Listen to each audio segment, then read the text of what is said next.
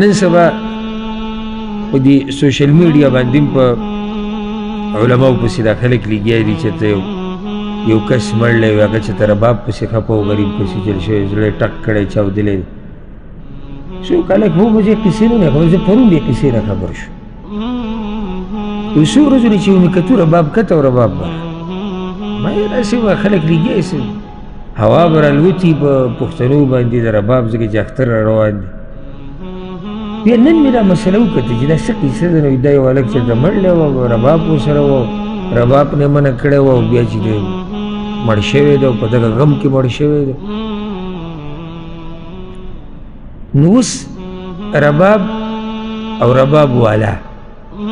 هغوی دا خپل خفګان او غوسې ټوله په علماو وباسي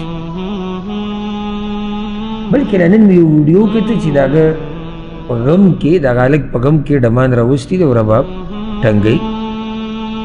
او چې د چا زړه پې خفه کېږي نو زړه دې ټک دي وچي نو زموږ زړه بې څه خفه کېږي لکه یو سړي اوس ډمان راوستي او کېنولي د مړي په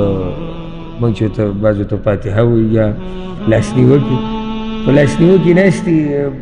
دغه وایي رباب موږ به خفه کېږو او زموږ زړه به ټک کوي چې دا به کومه خوش نصیبه وي چې هغه مړلی او خلک پسې باجه وایي رباب پسې وایي